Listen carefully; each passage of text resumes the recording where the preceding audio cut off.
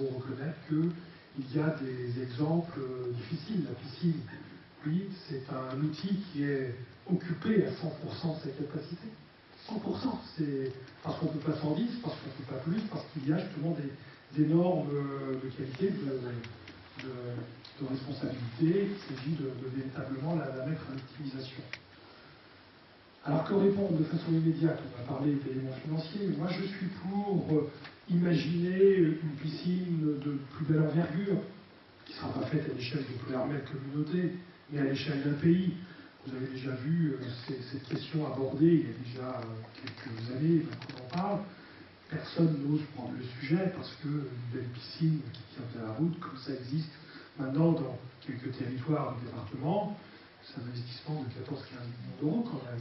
Je ne suis pas là pour vous faire peur avec des chiffres et dire parce que ça coûte cher, il ne faut pas le faire. Mais il s'agira de le penser à une échelle supra que PRML et même que PRML communauté. C'est-à-dire par là qu'il s'agit pour moi d'investir, comme l'a dit Stéphane tout à l'heure, dans des infrastructures qui soient des infrastructures mais vraiment structurantes pour le territoire. Quand je dis structurantes, ça veut dire qu'on va avoir des outils capables d'accueillir des manifestations départementales, régionales, des stages nationaux, des événements, à l'instar de ce qu'on a fait pour le centre des arts martiaux.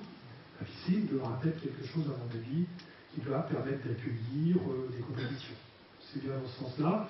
C'est très porteur pour l'image de PRML, pour la ville de PRML, et c'est également, bien entendu, très porteur et très, je dirais, formateur et très intéressant pour les PRMLais et ceux qui peuvent bénéficier des infrastructures au quotidien. C'est bien dans ce sens-là. Alors comment demain, tout de suite demain, au lendemain des élections, résoudre ton problème de disponibilité des horaires de la piscine? Je ne vais pas faire de démagogie en disant moi je vais arriver là, ça va régler tout le problème, on va ouvrir la nuit et tout, etc. Non, il s'agira d'organiser à bon escient. Il faut faire en sorte à ce que le club, l'association sportive, qui est de très bon niveau d'ailleurs, l'association sportive, le club comment ça s'appelle, le CNP, le PRML, soit de grande qualité, puisse exercer toujours de bonne qualité, dans des bonnes conditions. Et ils ont aujourd'hui d'ailleurs des résultats sportifs qui sont de très bon niveau. Stéphane, je te prends un témoin là-dessus, de très bon niveau. Il faudra les conforter dans leur utilisation. Mais regardez de près que ce soit véritablement optimisé. On n'est pas là pour justement faire des économies d'ouverture. On n'est pas là, quand on a parlé tout à l'heure, Jacques l'a évoqué, de nécessité d'avoir des économies sur les frais de fonctionnement. C'est pas là qu'on va faire des économies de frais de fonctionnement. On ne va pas diminuer la présence de personnes, des horaires d'ouverture de la piscine pour gagner quelques sous. C'est pas dans ce sens-là. Comme on ne va pas diminuer les ouvertures des autres infrastructures sportives qui permettent à chacune des associations de véritablement s'exprimer. C'est bien dans ce sens-là. Mais comme réponse, je dirais optimisation, valorisation au maximum du dispositif, avec l'outil qu'on a aujourd'hui, mais avec une volonté de développement ultérieur. On n'est pas là pour mettre un petit tête à place sur une voie. Cette piscine, elle n'est pas jeune, elle va avoir, je tourne vers Bernard, tu sais peut-être 40 ans, 40 ans, une quarantaine d'années. 68, oui, c'est vrai qu'elle a un point. Donc, vous voyez, c'est pas un outil jeune, et je dirais, elle est encore fonctionnelle, c'est extraordinaire, mais elle est encore fonctionnelle. Il y a eu de nombreux aménagements, beaucoup d'investissements, ça coûte beaucoup d'argent, à la fin, il faut peut-être prendre une décision, il faudra prendre une décision, mais la ville de PRML seule, non. Dans un dispositif pays élargi, oui. Mais avant cela, il faut déjà penser aussi à toutes les autres infrastructures sportives qu'on doit avoir. Moi, j'ai toujours imaginé qu'on pouvait avoir stade d'athlétisme, des choses comme ça, qui sont un terrain synthétique pour les clubs de foot. Ils sont demandeurs eux aussi, ils ont véritablement des besoins avérés, et je dirais, il faut en tenir compte.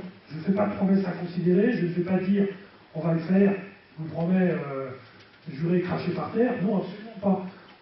On a l'ambition de le faire quand on aura les moyens, quand Jacques nous dira techniquement, technique financière bien sûr, on doit pouvoir le réaliser avec sérénité, parce que je ne suis pas là pour plomber non plus les finances publiques. Donc quand on aura, avec sérénité, on pourra aborder ce genre de choses, on le fera. J'ai bien dit qu'on voulait faire des investissements structurants Pour moi, même les infrastructures sportives sont des éléments structurants. Mais on n'oubliera pas non plus, bien entendu, et je l'ai évoqué tout à l'heure au préalable, que nos investissements iront aussi à destination de structuration économique, bien entendu. D'autres questions? Oui. Quand vous aurez le financement, quel est les choix, la priorité des choix d'investissement que vous envisagez? Ah, ça, c'est une mauvaise question. Hein. Parce que quand on a l'impression d'avoir vraiment un tout, quand on dit on peut tout réaliser, tout est priorité. Parce que si je dis que je ne fais pas la piscine en premier et on connaît une qui va m'en vouloir, je vais dire au stade d'athlétisme, un peu plus tard, il y en a un autre devant toi qui va me dire oh là là là, et je vais pas.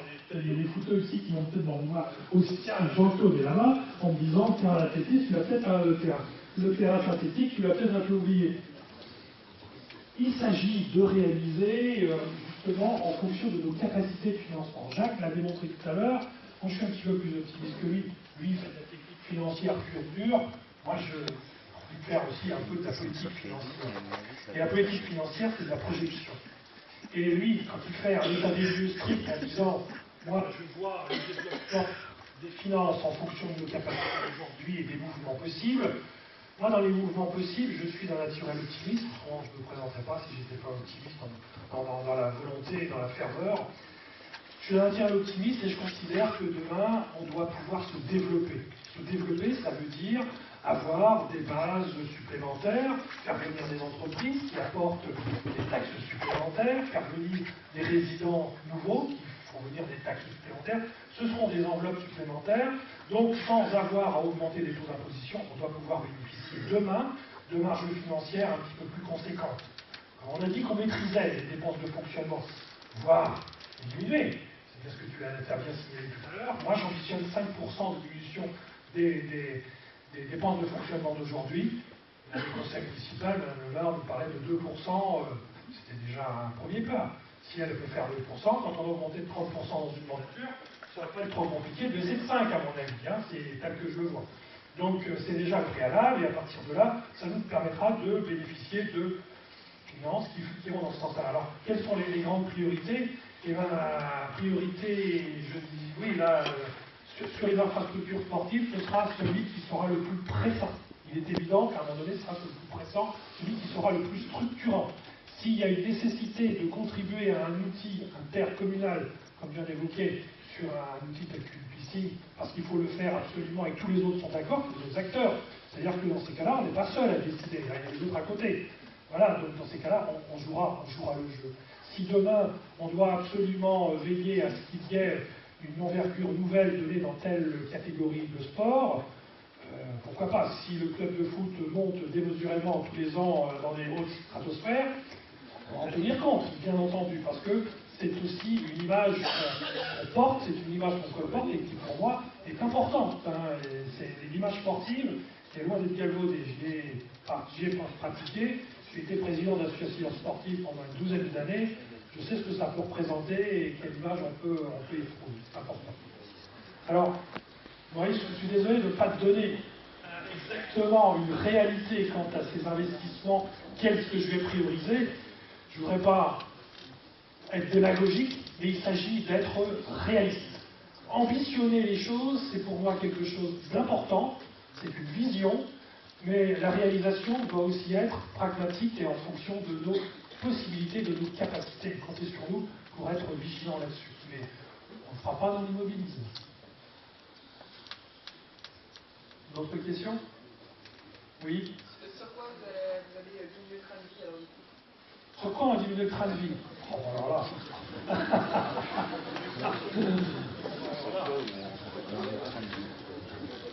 Jacques, il veut s'occuper du personnel, ça le démange qu'il veut dire quelque chose. Je ne vais peut-être pas prendre de micro, vous m'entendez là comme ça?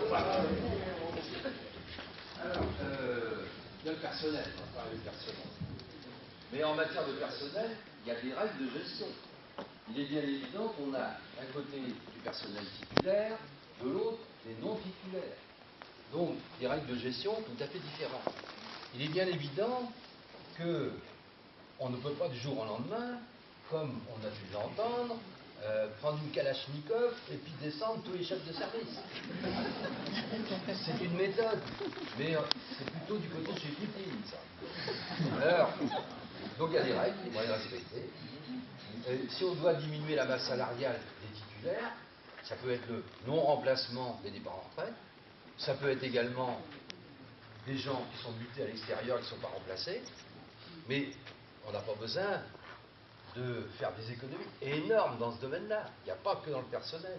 Alors ensuite, on a le personnel non titulaire, dont des gens qui sont au contrat à durée déterminée. Eh bien là, on verra si on poursuit ou pas, si on garde ou pas. Mais il faut se dire une chose aussi, c'est que de toute manière, derrière d'éventuelles séparations de personnel, il y a des hommes, des femmes, des enfants, des familles. Donc on ne peut pas d'emblée dire, hop, on va dégager tout ça. Non. Alors, il y a le personnel, comme je vous disais, certains contrats. On sait que déjà, la communication qui nous coûte 250 000 € par an, on ne va pas continuer à embaucher là-dedans. C'est certain. Au lieu de faire 8 bulletins par an, on en fera 4. On fera des économies de personnel, de conception. Mais on sait aussi que pour l'économie, il va falloir qu'on développe le personnel. Sachez qu'on a 250 000 € de dépenses dans la communication, et puis qui est plutôt politique, en fait, ou essentiellement politique, et on dépense 25 000 € pour le personnel dans l'économie. Invraisemblable. Une personne à temps partiel. Comment voulez-vous suivre des dossiers économiques avec une personne à temps partiel qui va passer tout son temps à s'occuper des locations de bâtiments, enfin, etc., des changements de locataires, et voilà.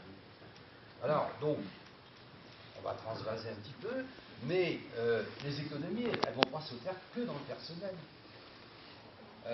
Le directeur des services a mis en place, il y a 3 ans, ce qu'on appelle la comptabilité analytique au niveau de la communauté de communes. C'est extrêmement intéressant. Mais Mme Le Maire n'a pas sorti ses résultats pour l'année 2013, hélas. Elle a préféré les garder sous le coude parce que c'est un instrument extrêmement dangereux pour elle. Alors, là, on sait tout de suite avec ça que les espaces verts, en 2012, ça coûtait 800 000 € par an. Alors oui, il n'y a pas que le personnel, il y a peut-être l'organisation. Au lieu de mettre des plantes annuelles, on va peut-être mettre des plantes vivaces. Ce sera peut-être aussi joli, ça coûtera moins cher. Alors on sait que la médiathèque, elle dépense 260 000 € par an. Déficit de la médiathèque. Pourquoi? Donc on va s'interroger. Et puis on va tout prendre comme ça. Et on va voir, on peut faire 10 000 par-ci, 5 000 par-là, 50 000 par-là, et puis les festivités, comme disait Alain Hervé, qui va s'occuper de la culture, on peut faire autant, aussi bien, à moins cher. Dans les festivals, par exemple, on n'est pas obligé de dépenser bientôt 400 000 € en festivités diverses. On peut continuer les festivités et puis gagner 50 000, ou 60, ou 80 là-dessus. Donc il faut qu'on arrive à nos 400 000 d'économies dès 2014. Alors vous voyez, on va tirer un petit peu sur tout. On va tout regarder de très près. Et cette comptabilité analytique est un instrument merveilleux qui peut nous permettre de voir pourquoi on augmente tous les ans dans certains domaines et pourquoi on atteint des sommes aussi importantes. Donc on va se pencher sur les questions et puis assurément on fera des économies. Voilà. Oui, moi je dirais, je rajouterais à cela qu'effectivement, on a vu dans le dispositif de gestion du personnel, s'appelait des chefs pour surveiller les chefs, une structure très pyramidale qui était absolument très organisée, parfaite, super parfaite, je dirais, et qui aujourd'hui était sans doute nécessaire pour une ville de 10 000 habitants. C'est sans doute qui me gêne un petit peu. Sans vouloir restaurer l'ère, je dirais, du bénévolat, moi je demanderais à mes élus d'être largement présents sur le terrain. Je souhaite à ce que ce soit eux qui soient rapporteurs des problématiques d'ici, de là, et que justement soient beaucoup plus efficaces à ce titre-là. Mais pour autant, il s'agira d'optimiser le dispositif et pas faire n'importe quoi. Il faut justement que demain on soit optimum, mais avec des moyens sans doute un peu réduits. Alors si demain on doit peut-être diminuer une petite fenêtre, je dirais, d'ouverture, je ne vais pas dire de la piscine, mais des services ici et là, organisés différemment, pourquoi pas? Moi, ça ne me gêne pas. d'envisager ce genre de choses, à ce qu'on soit une optimisation complète de la vie, du quotidien, une optimisation complète de l'accueil, et pour autant, sans pour autant, tout un chacun, tous les Hermelais se trouvent, spoliés par rapport à ce qu'ils ont aujourd'hui. On n'a pas vraiment le sentiment, moi j'ai pas le sentiment, c'est pas le retour que j'ai pu avoir, qu'aujourd'hui les Hermelais soient mieux traités que ceux qu'il y avait auparavant, au point de vue de l'accueil du public, au point de vue de l'écoute, tout simplement. C'est bien dans ce sens-là. Donc, si on doit pouvoir faire des diminutions substantielles, c'est bien dans cet ordre. Mais il est évident qu'on n'est pas là pour être à la chasse aux sorcières et à virer le personnel l'un après l'autre. La plupart des fonctionnaires de la fonction publique qui ont un travail, qui sont respectables. Il s'agit qu'ils soient peut-être encadrés avec des missions qui seront beaucoup plus ciblées, certainement, revues. On est là pour revoir aussi le dispositif, revoir un peu les différentes charges, comment ça peut fonctionner. Optimiser le maître mot, et on est persuadé qu'avec cette optimisation, on doit obtenir une maîtrise financière. Vous savez, dans les entreprises, quand elles sont en difficulté et que du jour au lendemain, il leur faut faire 25% de maîtrise de fonctionnement pour pouvoir vivre sur un budget annuel, ils y arrivent, trouver sont mortes. Alors nous, 5%, ça n'est même pas dans l'ambition. Est-ce qu'il y a d'autres questions? Oui. Ferez-vous un audit sur l'état des comptes de la municipalité? Moi je dirais l'audit, je demanderai à Jacques de regarder ça de très près. Voilà, oui, on aura l'état des comptes, si vous voulez. J'ai vu effectivement un audit fait par un grand argentier, puisque c'était le cabinet conseil Le Meur, qu'on voit souvent dans la presse, qui est le grand conseil au niveau de la région de Bretagne, sur le cabinet d'audit financier, qui avait fait un très bon audit. J'imagine qu'en 2008, Mme Levard, quand elle avait fait l'audit financier, elle s'attendait à avoir matière à flinguer sérieusement l'héritage et à écraser tout le monde. Ça n'a rien servi, puisqu'en fait, il n'en est rien sorti de véritablement négatif, si ce n'est quelques petits constats ici et là que tout le monde savait, qui n'avaient jamais été cachés d'ailleurs. Sauf qu'on n'a même pas eu d'ailleurs, cet audit ne faisait même pas état d'un emprunt toxique qu'on a découvert un peu plus tard, qu'on nous a fait savoir qu'il existait un peu plus tard. C'est tout, hein. Donc je dirais, cet audit, Jacques Mikulinski, retraité de la finance publique, était particulièrement chargé dans ces dernières années de fonction sur Vannes de suivre la comptabilité des collectivités. Et Saint-Jacques, donc de ce fait, c'était son travail. Vous savez que l'établissement public, l'établissement de comptabilité publique, suit toutes les collectivités, il n'y a pas que les cabinets privés qui le font.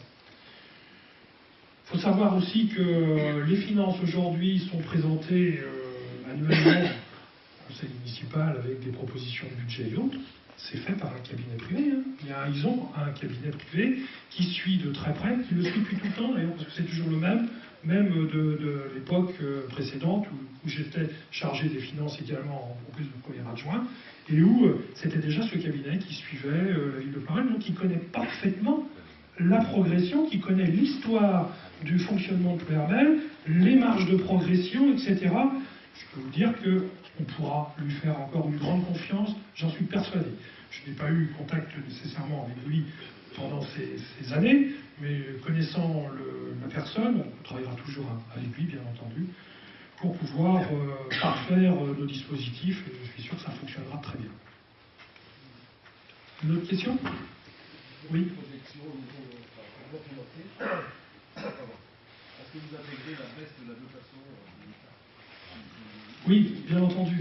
Oui, c'est vrai qu'on a parlé de marge de manœuvre tout à l'heure en disant on doit pouvoir obtenir des marges de manœuvre supplémentaires, des gains supplémentaires, mais demain, ce sera relativement conséquent. Alors, il y a plusieurs taxes, je vais vous faire grâce un petit peu de tous les cycles qui existent en termes de comptabilité, qui font que on doit, comme Ploërmel est une ville relativement vertueuse, relativement riche, elle a eu quand même quelques richesses acquises de longue date, d'ailleurs, de par une activité économique forte. Aujourd'hui, c'est considérée comme une ville qui doit donner à celles qui sont les plus démunies. Donc, on est dans des dotations négative, ça veut dire qu'on verse de l'argent. On est un petit peu, je dirais, sur la tangente actuellement. Je regardais les chiffres justement que j'ai pu voir à l'occasion du dernier budget. On est sur une seuil de crête, quelques petits argents en moins, boum, on reçoit de l'argent, quelques petits argents en plus et on continue à donner. Mais je suis un peu optimiste, bon, ça se joue aux entournures avec des 200 000 à 300 000 euros. Ces 200 000 à 300 000 euros, ça représente aussi de l'argent. Si jamais on doit continuer à doter, à donner, ben on le fera. Mais nos projections ont été faites avec je dirais, un côté un peu pessimiste. C'est-à-dire, je préfère regarder de près l'aspect financier en étant dans la situation la plus défavorable, celle où on doit de l'argent et non pas celle où on reçoit.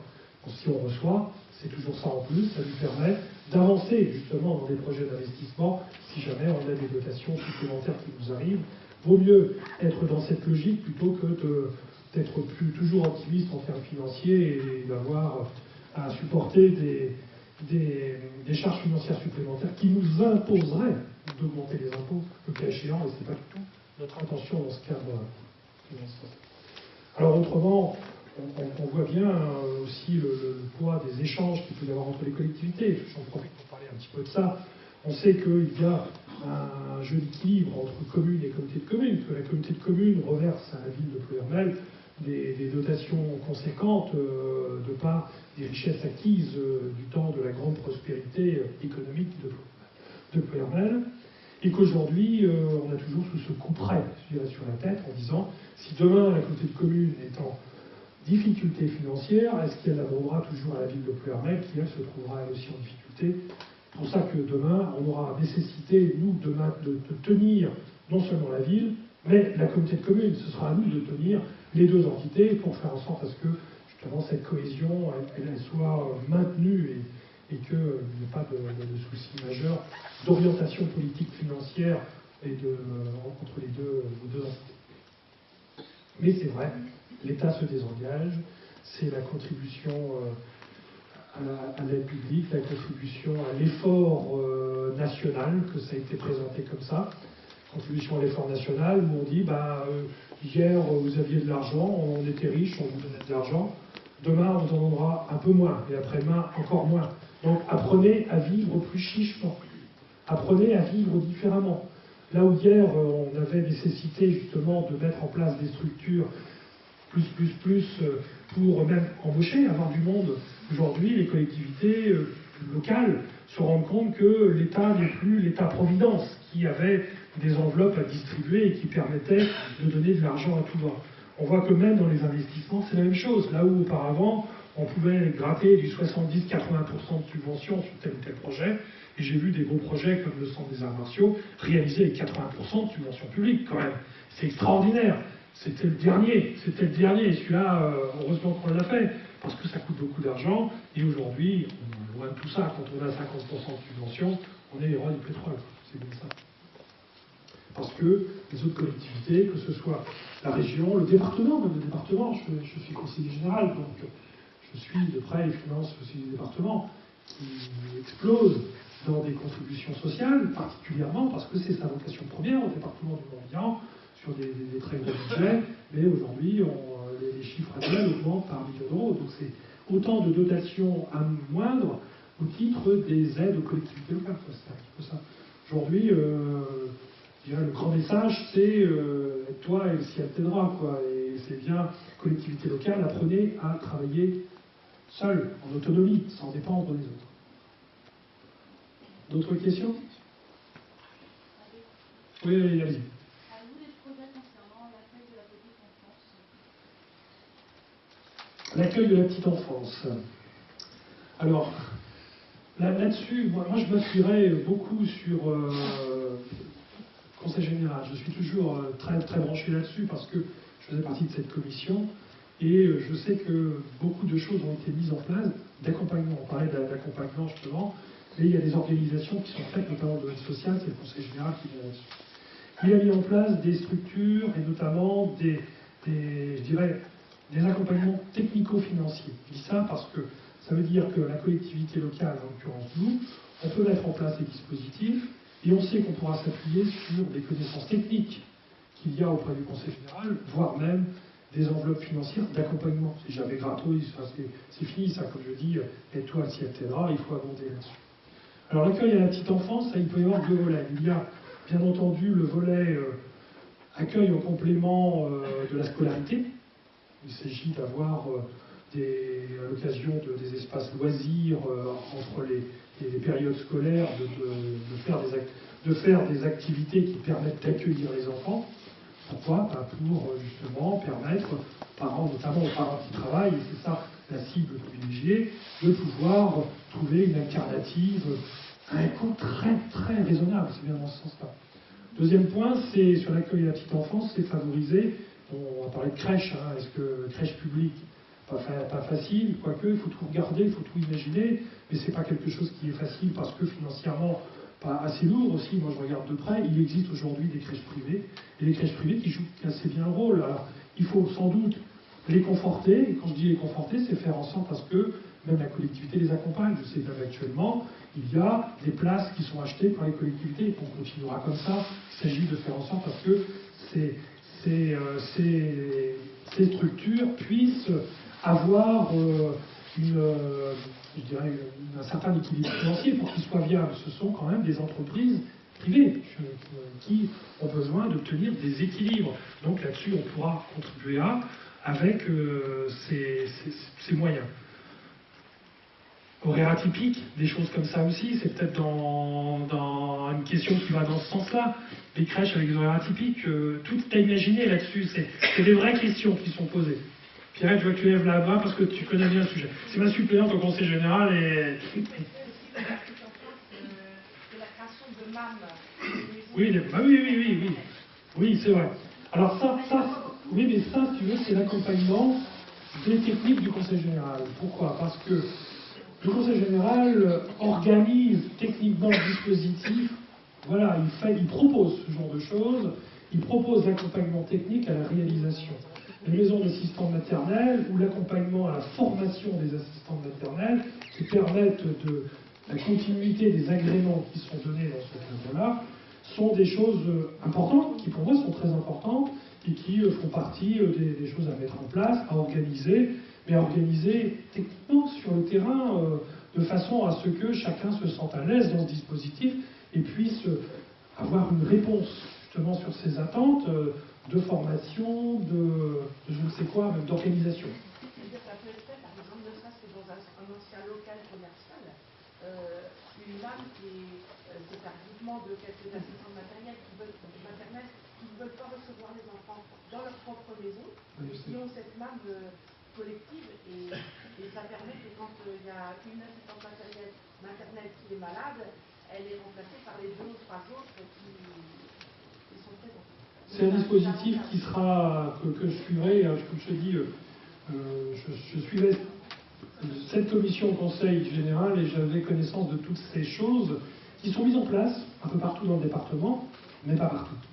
Bon, on ne va pas imposer les choses s'il n'y a pas la nécessité, s'il n'y a pas la demande, mais il y aura des propositions faites dans ce sens, voire sur cette organisation.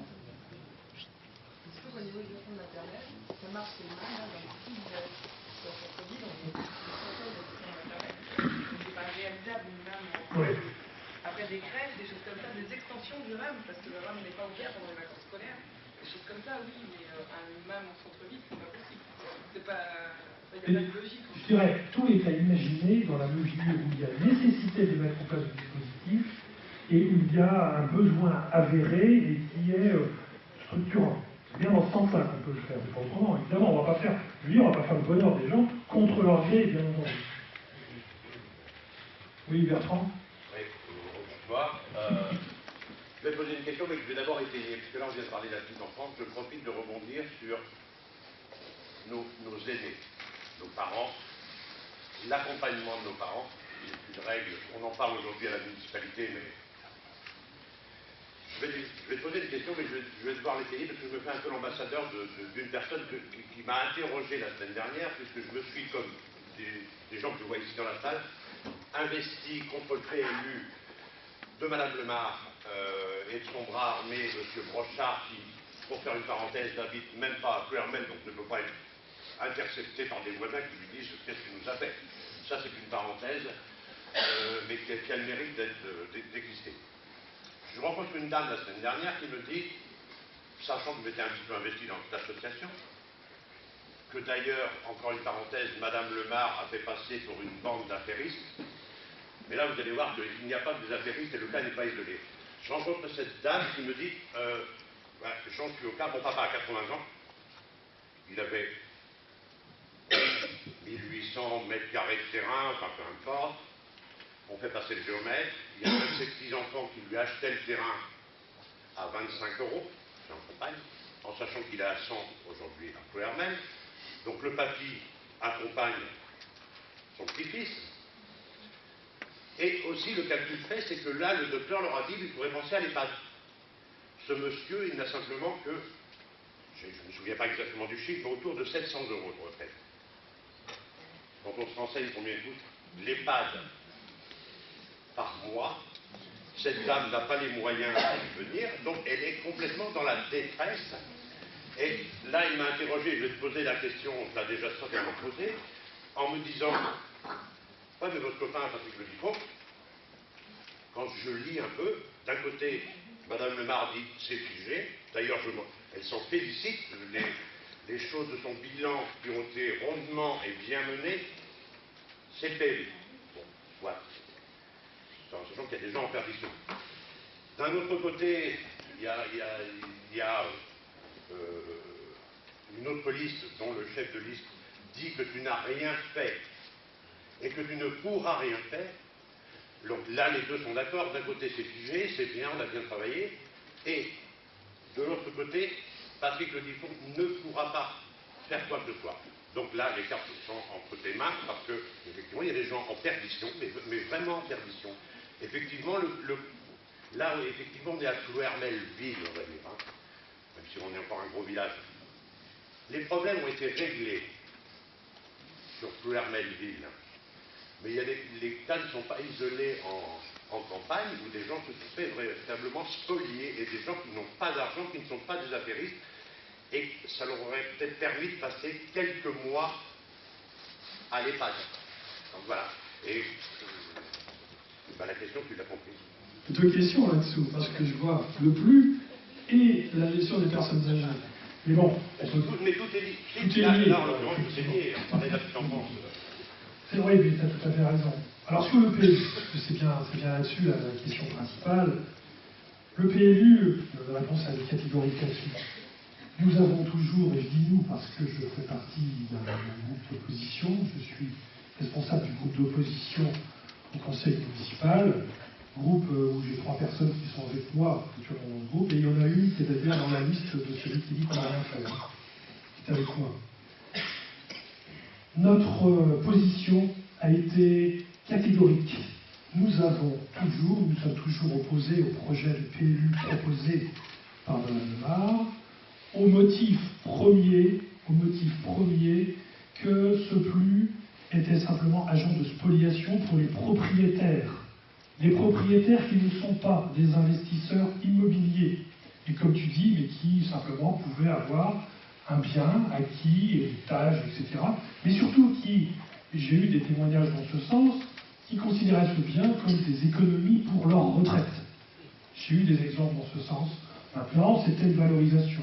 J'ai entendu d'ailleurs en son temps, je me suis fait entendre dire, oui, mais ces terrains sont constructibles, mais ne sont pas construits. Ça fait 10 ans qu'ils sont constructibles, si en plus, et ils ne sont pas construits. Je dirais, peu importe. Aujourd'hui, c'est hier, ce terrain constructible avait une valorisation, une valeur financière. Demain, en terrain agricole, on dit tout la même chose. Pas du tout la même chose. D'ailleurs, la restitution, entre parenthèses, la restitution de territoire à l'agriculture ne résout certainement pas les problèmes de l'agriculture. Je suis aussi à témoin les quelques agriculteurs qui sont dans la salle et qui pourront certainement témoigner dans ce sens-là. J'en suis absolument certain. Autre élément, et qui est à charge aussi dans cet aspect financier, la rareté fait la cherté. Moins on proposera du terrain à la vente, plus coûteront cher. C'est bien dans ce sens-là. Alors, pour résumer un petit peu rapidement, nous là-dessus, nous allons nous efforcer de faire bouger les lignes. catégorique là-dessus, on veut faire bouger les lignes. Pas si simple, disent certains, tout simplement parce qu'ils disent le cahier des charges, le PADD, c'est contraignant. Le cahier des charges, c'est 25 logements à l'hectare, soit 50 permis de construire par an, avec 50 permis de construire par an. À ce rythme-là, on en a pour 30 ans, on montera en rocade. C'est tout ce qu'on peut faire. Nous, on ambitionne beaucoup mieux. On veut de la croissance, comme dans les belles années. D'ailleurs, en passage, quand on nous parle d'augmentation de population, et je reviens sur le lycée public, contrainte et en augmentation de population qui justifie cette création, et je le suis complètement dans ce sens-là, avec cette augmentation de population. Aujourd'hui, quand on contraint l'urbanisme, on va complètement à l'encontre de cette réalité. C'est pas tout à fait, on prenne qui pourra, je dirais. Alors notre engagement, c'est bien développer la ville, générer la croissance et l'implantation, l'habitation à Plouermel, donc on est bien dans ce sens-là. Alors pour revenir sur le PLU véritable, tel que tu l'as décrit, Bertrand, nous, notre volonté première, c'était de faire correspondre le PLU avec l'ancien poste. Donc tout ce qui était constructible auparavant devait le rester. C'était le préalable. Il n'y a pas de raison de faire en sorte, à moins de considérations extrêmes, c'est-à-dire si on était vraiment dans des terrains qui se révélaient être constructibles et qui dans la réalité ne l'étaient pas du tout pour une anomalie technique de moment, j'en sais rien et j'en passe, hein, on peut l'imaginer, d'accord, mais pas autrement. Autrement, c'est trop facile, je dirais, de redessiner les contours en disant, ben ça, toi, je te dépouille de ceci, de cela, c'est purement, pour moi, c'est quelque chose qui est inadmissible et tu l'as bien évoqué sur des termes financiers. Alors nous, on s'engage, et je le dis ouvertement, à reconsidérer tout ce qui est, tous les problèmes qui sont manifestement aberrants dans les villages. Manifestement aberrants, ça veut dire qu'il y a eu souvent des requêtes qui ont été posées sur tel endroit, des dents creuses, telle considération de terrain qui était en continuité urbanistique, telle zone qui était autrefois constructible parce que justement tout était servi avec des éléments desservis, que ce soit à l'eau, l'électricité, etc. Puisque l'argument premier, c'est de dire on ne développe pas à l'extérieur parce qu'on ne veut pas créer des extensions supplémentaires qui coûtent de l'argent, etc. Bon, le Grenelle est passé par là, je vous passe un petit peu les explications, on pourra y passer beaucoup de temps là-dessus. Il a été fait par toi, il y a eu des échanges. Oui, quand même. Par contre, moi je m'engage à ce qu'on revoie de près tous les points où les commissaires enquêteurs, il y en avait un ou deux, je crois, les commissaires enquêteurs ont jugé qu'il y avait lieu de donner un avis favorable. Il y a eu des avis favorables à la révision, à la reconsidération de cette étape faite par les commissaires enquêteurs, et je crois que ça touche 45-50 cas, si mon renseignement est bon, à l'extérieur de la rocade, parce que tout ce qui était dans le centre-ville, en notre rocade, la plupart des problèmes, à 95%, ont été résolus. En deuxième intention, 95%, mais pas tous. J'ai même souvenir d'un terrain du côté du Champ des Oiseaux où on avait, nous, ambition de véritablement développer de l'habitat, et notamment, un partenariat avait été trouvé avec les propriétaires pour y implanter de l'habitat social. La démolition des bâtiments de la route de Vannes, parce que justement, les bâtiments de VSH, parce qu'ils ne correspondent plus à des réalités de location d'aujourd'hui, parce qu'il y avait nécessité de reconsidérer ces habitations pour des raisons pratiques et notamment de confort, mais au-delà de tout ça, c'est surtout le confort énergétique et considérations de ce genre. C'était nécessaire de ne pas les garder, d'ailleurs, on trouvait de moins en moins de locataires. Par contre, il fallait reconstruire, je dirais, en équivalent de logements sur des dispositifs de petites maisons locatives ou des petits immeubles locatifs complètement différents. Mais encore fallait-il avoir les terrains. On avait trouvé un investisseur qui nous mettait à disposition 1 hectare. Il nous dit, vous me laissez construire mon lotissement. Il était d'ailleurs inconstructible. Je dirais normal, c'est l'affaire de les éléments, mais je contribue directement au développement de la ville, je contribue à la diversité sociale et à cette attractivité en vous laissant un hectare à un prix hautement symbolique, bien entendu, qui était le plus coûteux pour eux. Et c'était bien dans ce sens-là. Je trouvais que c'était tout à fait dans ce sens qu'il faut travailler, du gagnant-gagnant. 2008, ça a été jeté au chien. D'ailleurs, ce terrain est aujourd'hui non constructible. Et pour autant, il n'y a pas eu un seul logement social de construit depuis. Alors, pour revenir un peu, je reprends un peu là-dessus, puisque je me suis un petit peu fait une digression par rapport à ce que j'ai changé tout à l'heure. On s'engage à regarder de très près tous ceux qui ont reçu un avis favorable du commissaire enquêteur et qui n'ont pas été pris en compte. Voire même considérer ceux qui n'ont pas demandé. Il y en a qui n'ont pas demandé parce qu'ils ne savaient pas, ou parce que, je dirais, ils étaient un petit peu candides et qu'ils se sont imaginés qu'on n'allait quand même pas leur supprimer ce terrain constructible qui était constructible depuis, s'imagine, tout le temps, et qui du jour au lendemain ne se retrouve pas. Et sur les considérations techniques, j'ai eu quelques dossiers entre les mains, on comprend pas bien, quoi, hein, mais enfin, la réalité est là, parce que, vous savez, quand un PLU est fait de façon aussi technocratique,